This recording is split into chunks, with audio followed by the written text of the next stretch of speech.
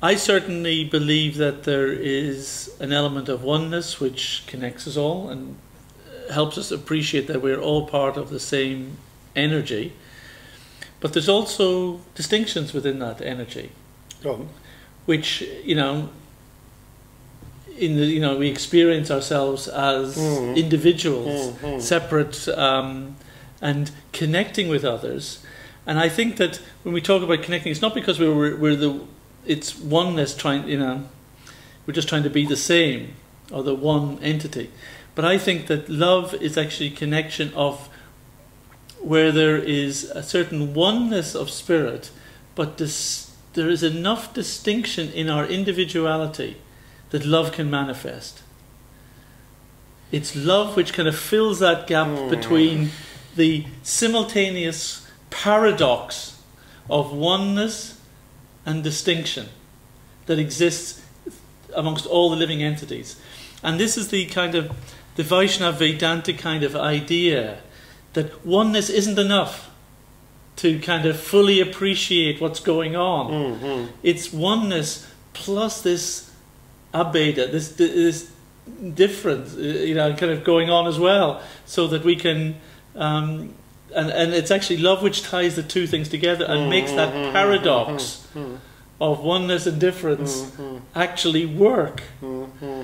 Where when there's no love, then you kind of get into this thing that we're actually behaving at odds with one another, when really, why are we doing that? It's contrary to our own self-interest.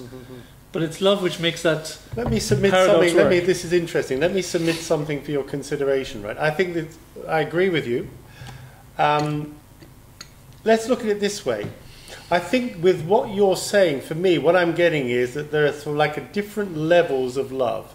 Let's assume, right, just for the sake of argument, okay, that at the highest level, what we have, because I think love, like God, is another of those words. It's so emotive. You ask 20 different people what they mean by love, and you'll get 20 different answers, and many more. Also, you've got love, which is a word. I mean, you can't compare, loving someone else with loving ice cream and that sort of thing. Love is used very universally for all different things, isn't it?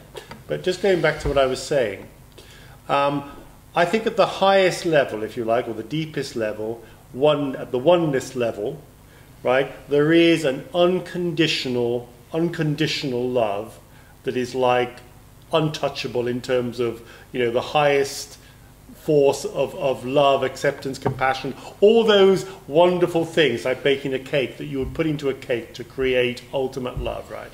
Now, I think what you're saying, right, with the sort of the element, because of course remember that we have to come into these physical bodies to have a physical experience, and inevitably separation is part of that, because otherwise, we don't have the experience of if you like, having the consciousness applied in a physical world. We're not able to fill that gap if we're just floating around, as one being, as a one energy. It's like we do need the separation to enable us to have the experience of individuality and the physical stuff. But think of it this way, right? I went on a bit there, but think of it this way. That physical, if you like, the human element in this, which I think you were describing, but correct me if I'm wrong, or the slightly lower. I'm not talking at the human level. Okay. I'm talking at the level of spirit, away from all kind of human or material kind of manifestations. Where spirit is existing in its purest absolute form. Right. At that level of so-called oneness. Yes. There is still distinctions, which is where love originates. That is the foundation of real love.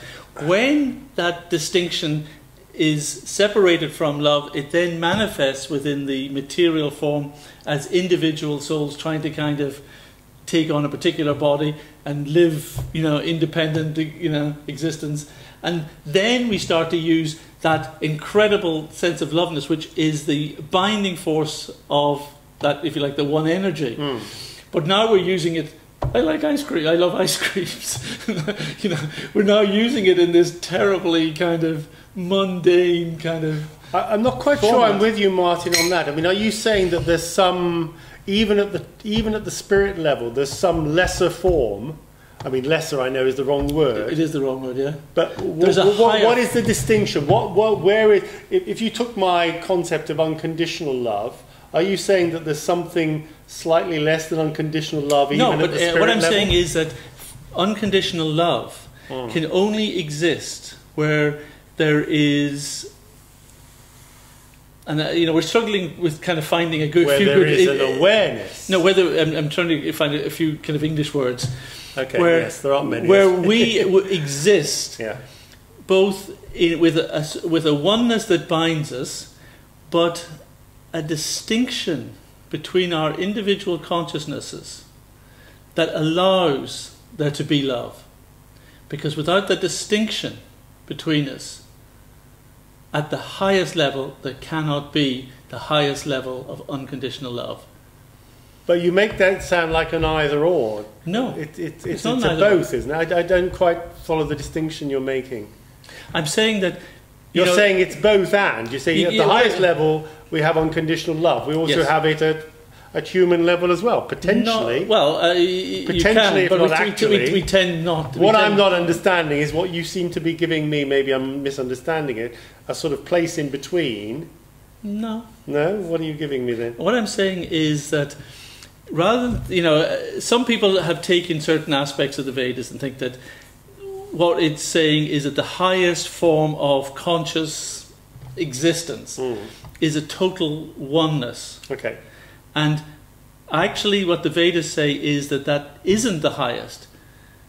Because when you only identify with the oneness, you are denying the differences that exist within that one energy, and those differences are where love manifests. And when you try just to kind of go to the oneness and just identify with the pure oneness, you start to deny yourself the unconditional pure love, because you're denying the very kind of rationale for it.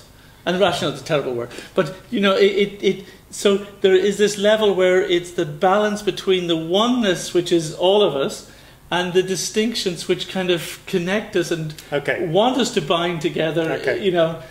I think now I understand you. I think I described that very poorly. I understand you. I think what I was doing,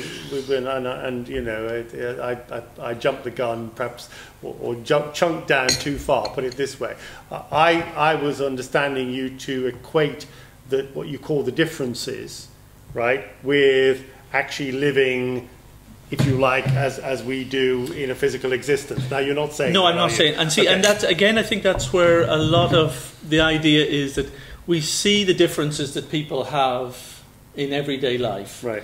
And we kind of think, we think tribally, we think us and them, we think black, white, yes, rich, poor, dualism. Old. It's all this dualism, and we're just kind of riddled with it. Yeah. And it's very obvious that erodes our ability to love or to even care. Absolutely. And in fact it's... Well, that's separation, you see. Where you have separation, this is the key, isn't it? Where you have separation, right, and you have the concept of separation... it's not because of the separation. Can you have unconditional love? Exactly, you can. But you see, the point is that when you've got separation, it is love that connects. As soon as you don't have love, then you've got the dualism. Yes, okay, yes, I got it. So it's not that you get rid of the I understand. Distinctions. Yeah. What you do is you just bring it back to love. Yeah. And it's not that we can't get rid of the fact that the individual distinctions. Yeah. That'll be very even in our human kind of forms we're going to have a hard time doing that. Yeah. But what we have to do is understand that the only thing that's going to make me feel connected to you is love.